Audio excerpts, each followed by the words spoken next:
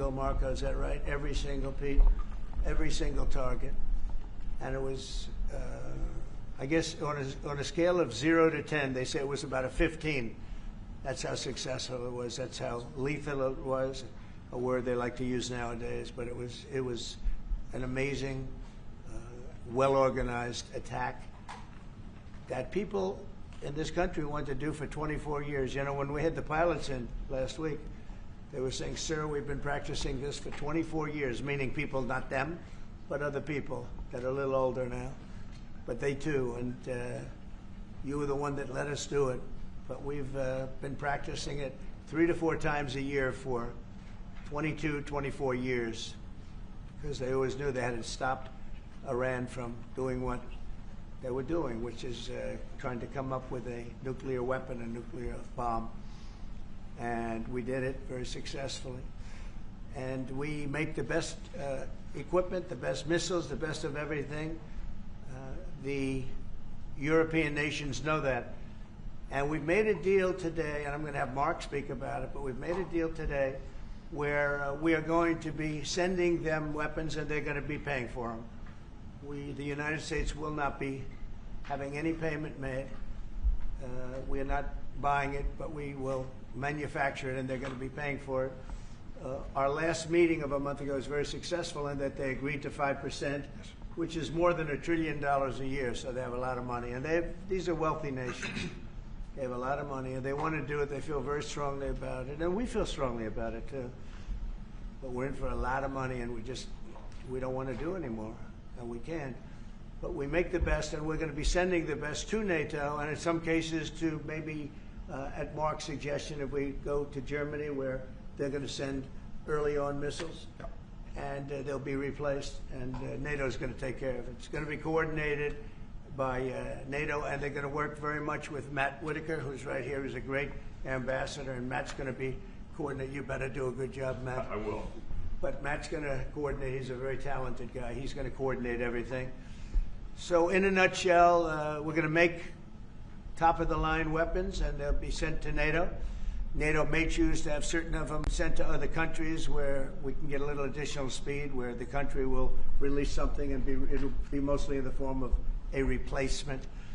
And I'd like to have Mark, and again, just a highly respected, pretty young guy for having had the career that he's had, because he had an amazing career before going to NATO. So we spent a lot of time together over the last couple of months. And if you could say a few words. Absolutely. Thank you. No, Mr. President, dear Donald, this is really big. This is really big. You called me on Thursday that you had taken a decision.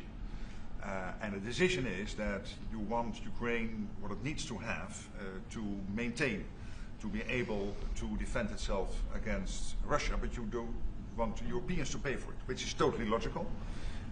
And this is building on the tremendous success of the NATO summit. The 5%, but also the decision to keep Ukraine strong and the decision to increase our defense industrial production. So based on that, that was Europe stepping up. This is again Europeans stepping up. So I've been in contact with many countries. I can tell you that at this moment, Germany massively, but also Finland and Denmark and Sweden and Norway, the United Kingdom, the Netherlands, Canada, they all want to be part of this. And this is only the first wave. There will be more. So what we will do is work through the NATO systems to make sure that we know what Ukrainians need, so that we can make packages. Of course, in a way, we discussed it this morning with Pete Hegseth at the Pentagon, in a way that, of course, the US will keep on its stockpiles necessary to defend this country. That's absolutely clear.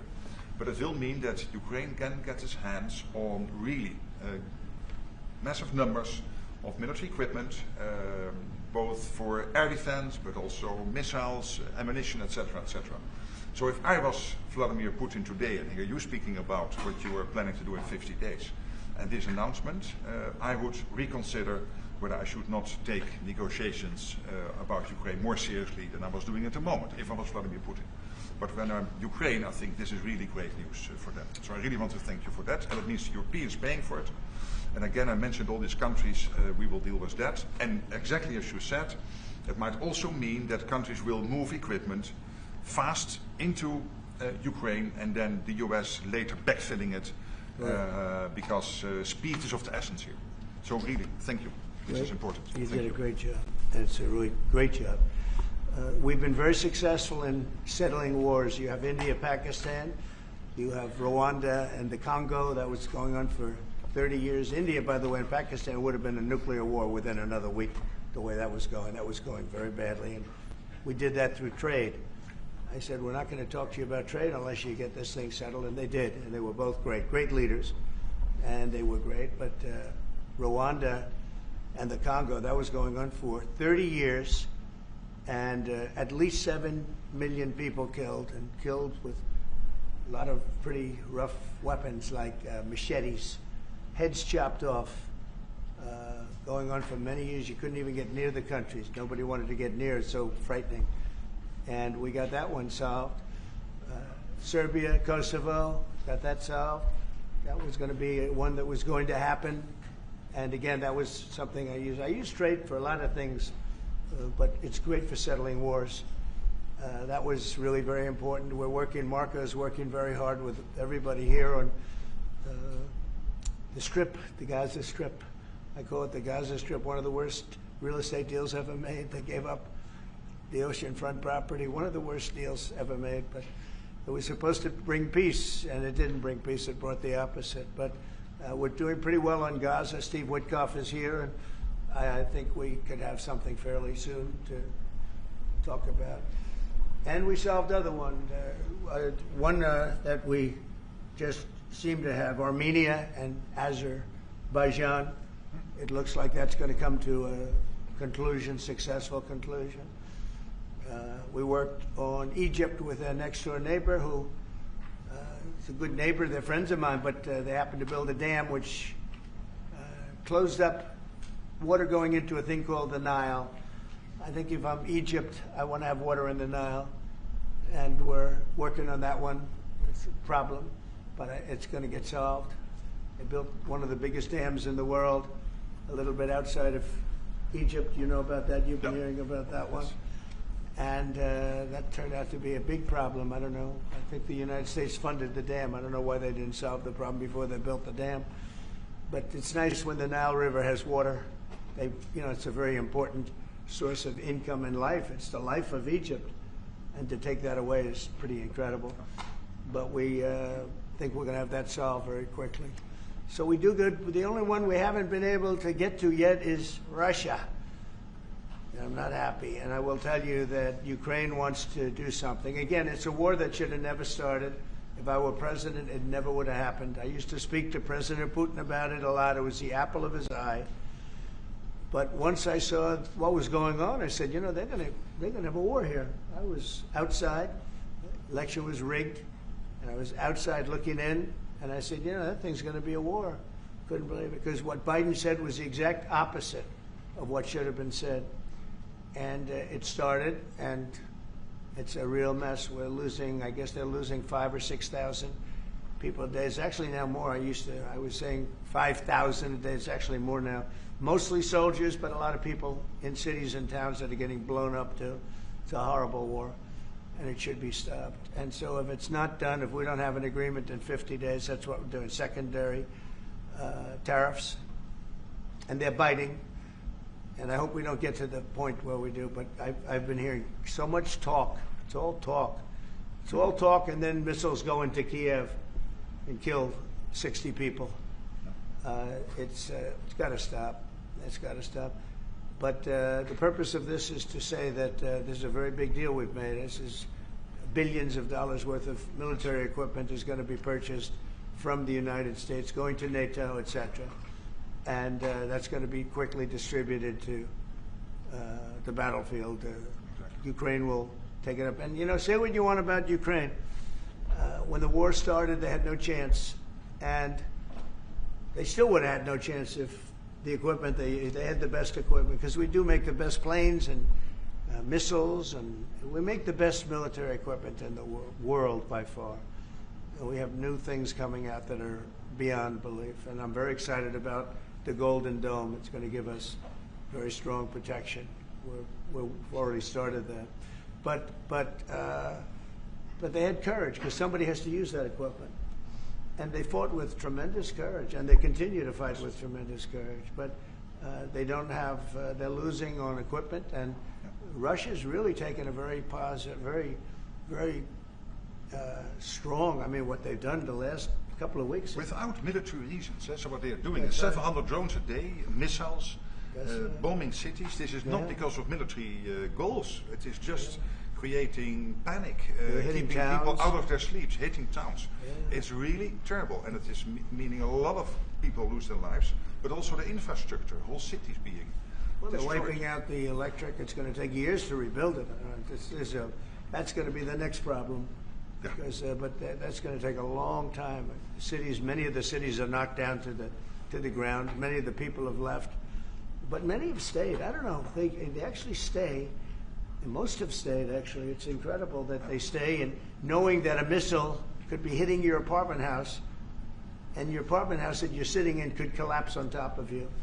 And they do very heavy construction. They don't use rebar. They do very thick concrete construction.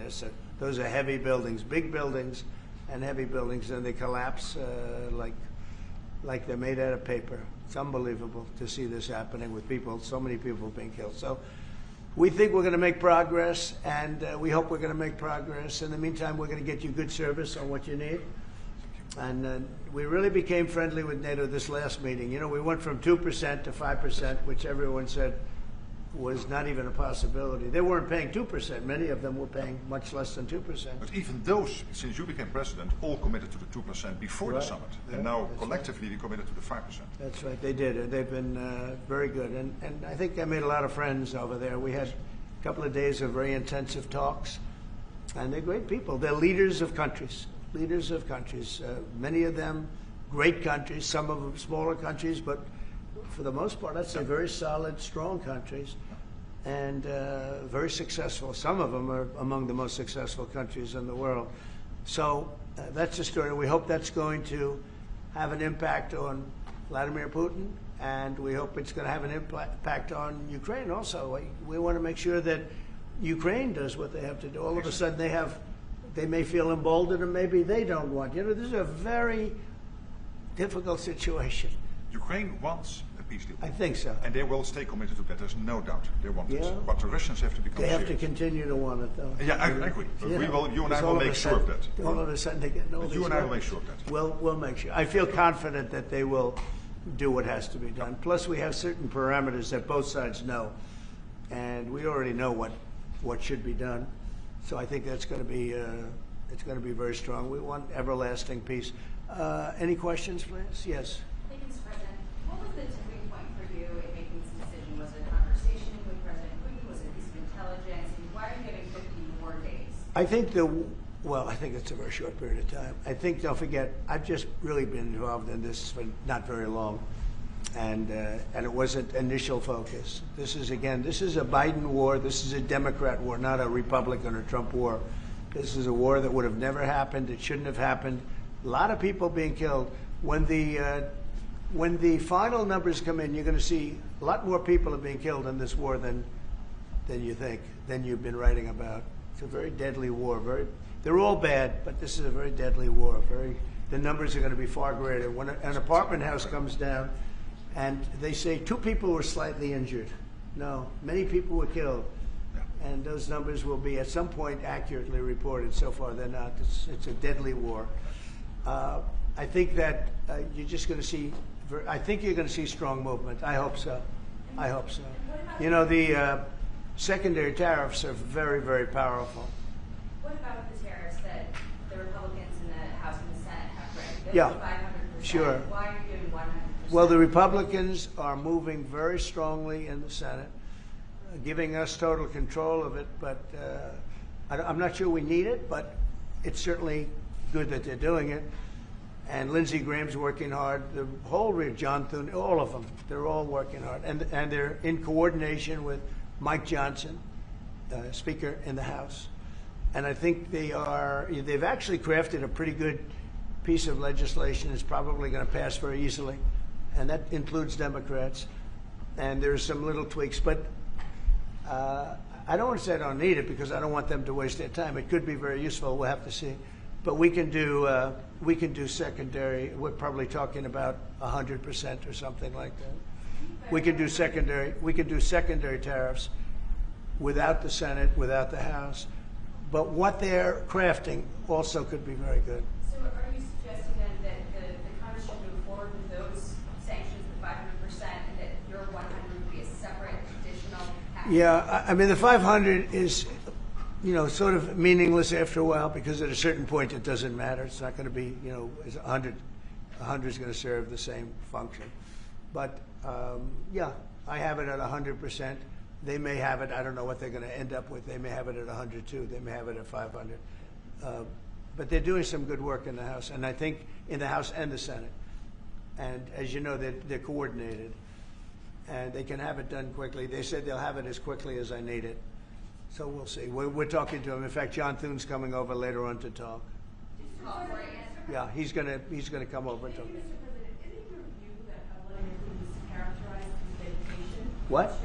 Isn't it your view that Vladimir Putin misguided, Did he misguide us? Did not clarify his intention Yeah. to appease? Well, And what happens now in the next phase? you're going to see. I mean, we're going to go for a period of time. Maybe he'll start negotiating. And I think I felt, I don't know about you, Mark, but I felt that we had a deal about 4 times.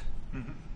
And here we are, still talking about And he didn't send serious people to the negotiations. So I remember that you were able, with Marco Rubio and with Steve Witkoff, to get these talks going in Istanbul. Yep. I remember I was myself in Turkey for NATO business in May, and we really put pressure on the Ukrainians to send a senior team into Istanbul, and they did.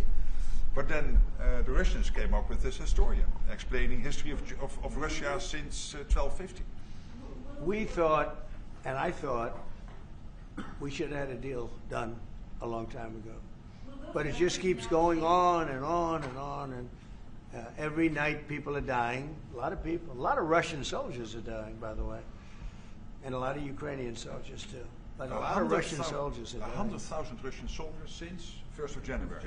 Since January, 100,000 Russian soldiers dead since January. So, if anybody in Moscow is listening to this, again, 100,000 dead Russians since January. This is what President Putin is doing at the moment. Yeah, please. Will these be Patriot missiles specifically, or Patriot batteries that you're planning? Everything. It's everything. It's Patriots. It's all of them. It's a full complement with the batteries. Yeah. When do you expect them to arrive? Well, we're going to have some come very soon, within days, actually. Because a couple of the countries that have Patriots are going to swap over, and will replace the Patriots with the ones they have. And Matt will coordinate with NATO.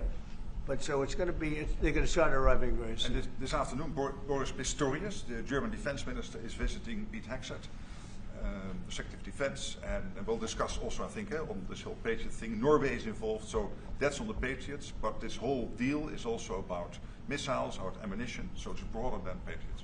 We have one country that has 17 Patriots getting ready to be shipped. They're not going to need them for them. So we're going to work a deal where the 17 will go, or a big portion of the 17 will go to the war site. Mr. President. And that can be done very quickly. Mr. President. Mr. President. Yeah, please. Could this transaction with NATO be viewed as a step towards achieving peace, letting Putin know that now Zelensky has a little bit more powerful tools in his tool chest, and maybe that brings him to the table to achieve peace? So I know that you want to do that. Brian, that's what we've been saying. I think you might have expressed it better if you want to know the truth. That's exactly what. That was a summary. That was a nice summary. I think he's done better than us. He's a very good guy, I can tell you that. But no, it's well said. Yeah, I think this is a chance at getting peace, or it's just going to be the same thing. And I have to tell you, Europe has a lot of spirit for this war. A lot of people, when I first got involved, I really didn't think they did, but they do. And I saw that a month ago when you were there, many of you were there. The level of esprit de corps, spirit that they have is amazing. They really think it's a very, very important thing to do, or they wouldn't be doing it. Look, they're agreeing to, they're paying for everything. We're not paying anymore. We have an ocean separating us. I said, we have a problem. We make the best stuff. But we can't keep doing this. And Biden should have done this years ago. He should have done it from the beginning, but he didn't. He didn't know he was there. This guy, what a horrible job they did for this country. And I just hope between the border and this and so many other, inflation, what a horrible administration. The worst administration in history, in my opinion. It's not my opinion. I think it's everybody's opinion. But this is something that shouldn't have happened, and we're going to see if we can end it. If I can follow up. I do want to make one statement. Again, I said it before. This is not Trump's war. We're here to try and get it finished and settled and whatever. Because nobody wins with this. This is a loser from every standpoint. But from day This one, was Biden, and this was other people. And it's very sad. It's a very sad situation. This gentleman's doing a great job. He's going to, I think he's going to get it, and Matt and everybody else that's working on it. I think you'll get this thing over with, hopefully. Mr. President, you've praised European countries today as standing up for Ukraine as being strong. Will you allow them to continue to negotiate tariffs lower than 30% before August 1st, or is the deal set? What does that mean? You mean you're talking about the tariffs? saying on Oh, tariffs. you're back on tariffs. You're on a more friendly tariff, right? A little bit more friendly tariff. No, we're going to be talking to people. We have, you know, I watched the show this morning. They were talking about, well, when's he going to make the deal? The deals are already made. The letters are the deals. The deals are made. There are no deals to make. They would like to do a different kind of a deal, and we're always open to talk. We are open to talk, including to Europe. In fact, they're coming over. They'd like to talk to us. Mr. President, is there any concern about the U.S. stockpiles? There was a pause in delivery of weaponry to Ukraine in order to evaluate, apparently, U.S. stockpiles. What came out of that? Evaluation. I mean, this was a very big, what we're talking about today is a very, very big day. And what Pete was doing, and me too, I knew what Pete was doing, was evaluation, because we knew this was going to happen. And now we actually announced it. They voted on it. It's all been done. So obviously that has a big impact on, you know, when you say pause, obviously you're not going to be doing things if you don't know what's going to happen here. But we were pretty sure this was going to happen, so we did a little bit of a pause. But this is a very big, this is a very big event today. This is something very big. If Putin escalates further, how far are you willing to go in response? In what? In what? How far are you willing to go if Putin were to escalate, send more bombs? Don't ask me a question like that. How far? I don't know. I want to get the war settled. They're not Americans that are dying in it, and you know I have a problem, and JD has a problem. It's a stance that he's had for a long time. They're not Americans dying, but there are a lot of people dying, and on something that should be able to be settled, and we all agree with that. This group of people, that, you know, we want to defend our country, but you know, ultimately, having a strong Europe is a very good thing. It's a very good thing. So I'm okay with that. Yeah, please, in the back. Yeah, is there a ceiling on what the Europeans are willing to pay for? And it sounds like, well, are you ruling out the U.S. paying from the conditional weapons to withdraw that authority? Shall I try to answer Please. that? Because Yeah. basically what the president is saying, that he is willing, of course, taking consideration what the U.S. needs itself. So it's not that you can have a shopping list and you can order whatever you want, because the U.S. has to make sure that the U.S. keeps its hand on what the U.S. needs, also to keep the whole world safe, because in the end you are the police agent of the whole world. You are the most powerful nation on earth, the most powerful military on earth. But given that, the U.S. has decided to indeed massively supply Ukraine with what is necessary through NATO. Europeans 100% paying for that. And what we have been doing over the last couple of days is talking with countries, and I just mentioned the ones who in the first wave immediately said, we want to chip in. And then you are really talking about big numbers. Take Germany visiting today. They're really talking about big numbers. Can you get some clarity?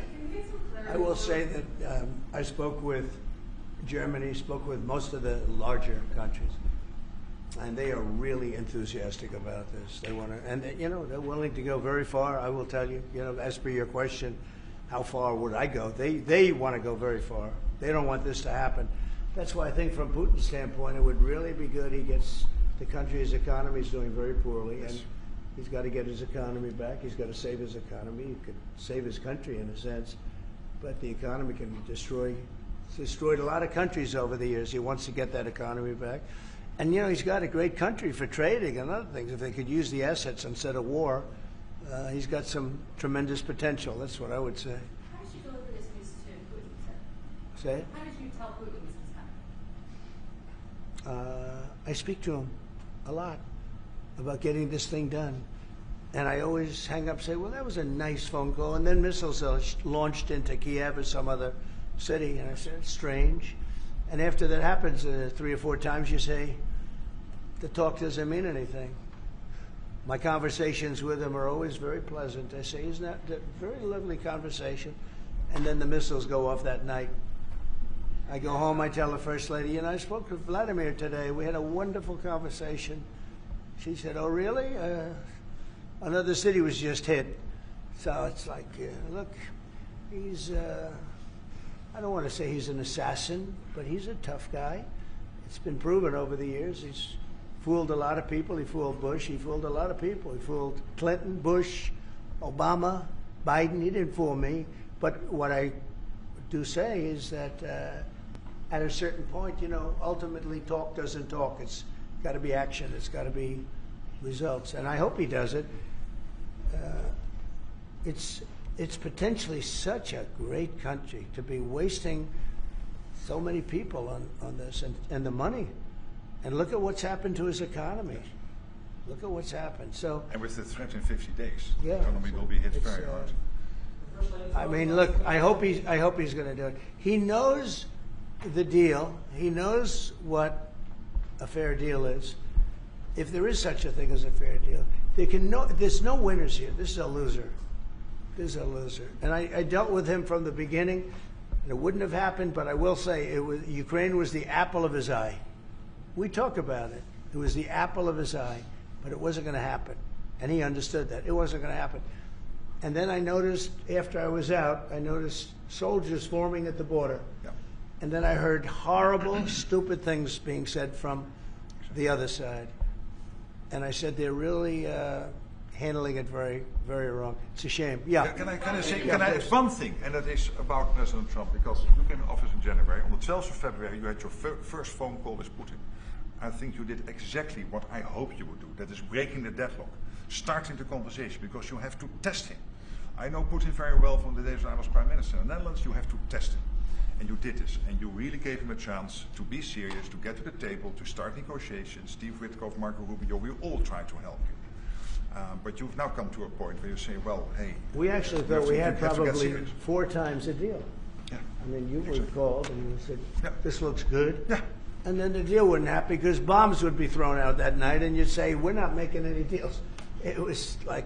But you breaking the deadlock was crucial because you had to start that process. And you were the only one who was able to do that. I think we'll get it done. Do you think he's reasonable enough to negotiate? Yeah, I think we're going to get it done. I think, look, this is a very powerful situation. You have very wealthy countries buying the best equipment in the world.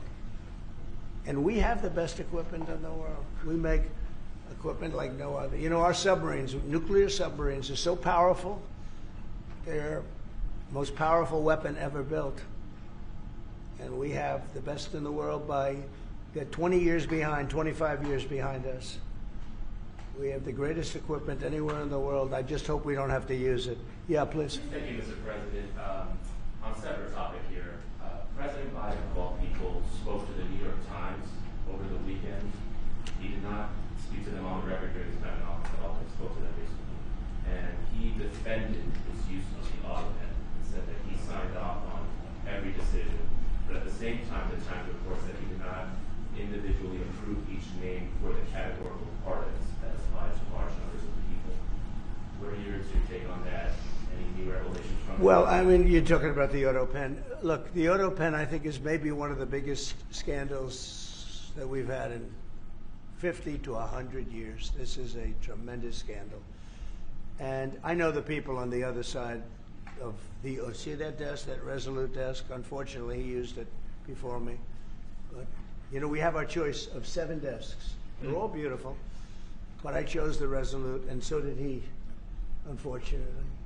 But the people on the other side of the Resolute desk, I know them. Lisa, the whole group, and they're no good. They're sick people. And I guarantee he knew nothing about what he was signing. I guarantee it. So they're going to figure it out, and we'll see what happens. But to me, the auto pen, you know, you elected president. You know what the auto pen is supposed to do? Sign thousands of letters from young people that write. We get thousands of letters a week, Susie, right? Thousands. I mean, tens of thousands sometimes. I look at a room, there's a room where we have many, many people working, responding and sending letters back. That's what an auto pen's supposed to be. To write to a young 7-year-old boy that writes to the president and he wants to be president someday and he loves America. That's what the auto pen's supposed to be. It's not supposed to be for signing major legislation and all of the things. No, the auto pen, and I doubt he knew. I doubt they even spoke to him about it. I think they had, it's called a freewheeling auto pen. Like, Biden was never for open borders. Biden was never for transgender for everyone. So I don't think I think the radical left people that took over the White House, and if I didn't win, our country was finished. You know, when I was in, and I said this a couple of times, I hope I don't bore you with it, but when I was in Saudi Arabia, I was in Qatar, I was in UAE, and then I met with all of your leaders, Yes. including you, a great leader. He's now the leader of many countries, not just No. But I met with a lot of leaders over the last 2 months in the Middle East and all of the NATO countries. And I will tell you, they had one common phrase. They thought America was dead 1 year ago. And today they say, and they all say it, and I hope you'll back me up in this, but they say now it's the hottest country anywhere in the world. It is. Look at our numbers. Look at the numbers we made. You see, we made $25 billion last month. We didn't make that for years. The tariffs are kicking in. The economy's very strong, even though we have a Fed person who's terrible. He doesn't know what the hell he's doing, but that's all right. We blow through interest rates. We're doing so well, we blow through it. Be nice because people would be able to buy housing a lot easier. But think of it. We thought your country was dead. And they were dealing with China because they were really going to China, but not anymore. But we thought your country was dead, and now you have the hottest country anywhere in the world. So we've done a really good job, and it's an honor to have this man. This man is a star, and he's going to be dealing with another one of my stars, Matt, and you're going to do a great job, Matt Whitaker. Okay? Thank you very much, everybody. Thank you, Brian. Thank you, President. Thank you.